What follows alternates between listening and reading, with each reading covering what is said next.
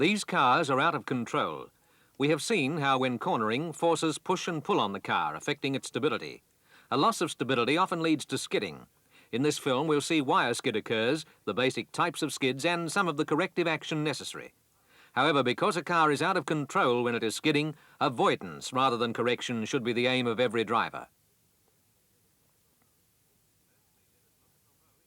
Firstly, let us look at the rolling force. This pushes the car from the side. Springing will take most of the strain, but if the force continues, the tyres will lose their grip on the road and the car will skid sideways. Now let's see the effects of braking and acceleration. Normally, the tyre grips the road, and when the brakes are applied, the wheel stops. There is no sliding. Similarly, acceleration moves the car forward because the tyres grip the road. But if the grip between the road and tyre is broken, by stones or water for example, braking will become a skid. And sudden acceleration will cause the wheels to spin. In both cases, the grip was broken because either the brakes or accelerator were used too suddenly for the road surface conditions. Considering these factors, we can list as causes of skidding, excessive speed, coarse or violent steering, fierce acceleration or excessive braking. In order to understand skidding and how we may control it, let's break it down into three main types. 1. The rear wheel skid, usually caused by excessive acceleration or speed when cornering. This car approaches a corner at a speed excessive for the road surface conditions. Combined with fierce acceleration at the corner, the rear wheels of the car lose their grip. The result? The back swings out of control.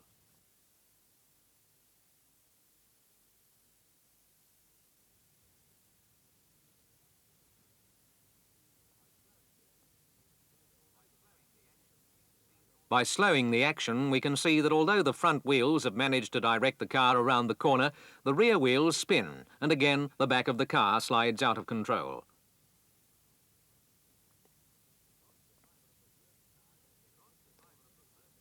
Because the driver of the first car has the correct approach speed and acceleration for the surface conditions, he corners safely.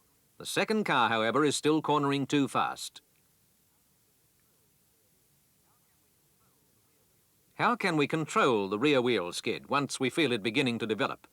As the back of the car begins to swing out, we should turn the front wheels in the direction of the skid, in this case to the left, while removing the foot from the accelerator, thus reducing speed. More slowly this time. The back begins to swing out, and as it does, the front wheels are turned to the left to bring the car back into line, while the foot is removed from the accelerator until the car is under control. However, we must be careful not to overcorrect, or the back will skid in the other direction. This time, the driver negotiates a left-hand corner. As the back begins to skid out, he corrects with the front wheels without removing his foot from the accelerator. The result? An overcorrected rear wheel skid. To avoid rear wheel skidding, the correct approach speed to suit road conditions should be applied for every corner.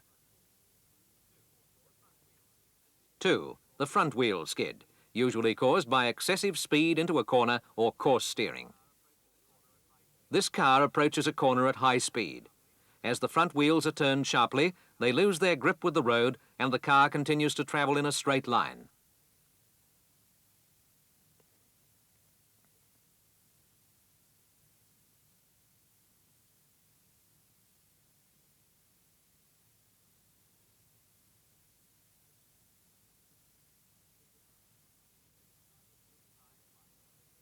This time, by slowing the action, we can see that the front of the car does not respond to the directional change of the wheels. The car slides off the track.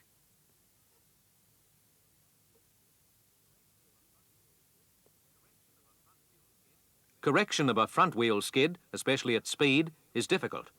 Until the front wheels can grip the road again, the car will continue in a straight line. Therefore, we must straighten the front wheels, ease the foot from the accelerator, and as the wheels re-grip the surface, gently steer the car in the desired direction.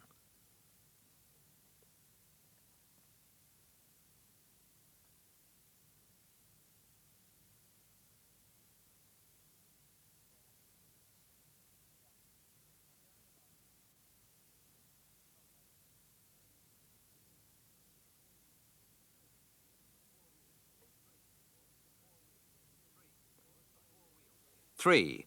The four-wheel skid, caused by excessive braking, usually due to the approach speed being too high. This car approaches too fast for safe cornering.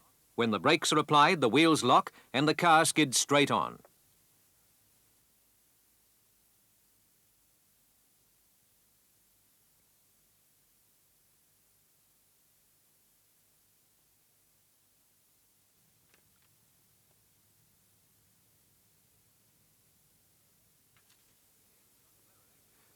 Again, with slower action, we can see that both front and rear wheels lock.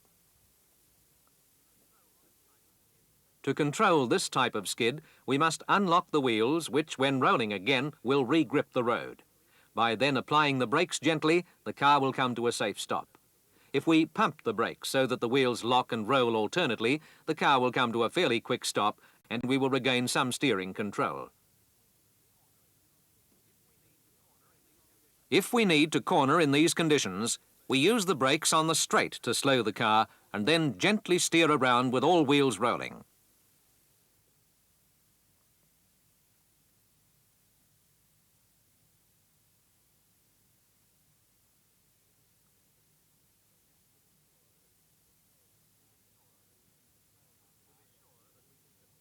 To be sure that we can control our car in slippery conditions, we must check that all systems are operating correctly. We must check brakes, steering and suspension and see that our tyres are at the correct pressure and have plenty of tread. We should also be familiar with the signs indicating potential danger spots. Loose gravel, particularly on a corner at the bottom of a hill.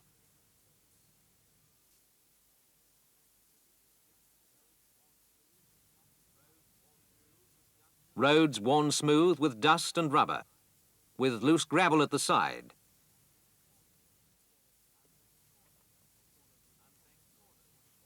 Unbanked corners, or corners with the camber sloping away.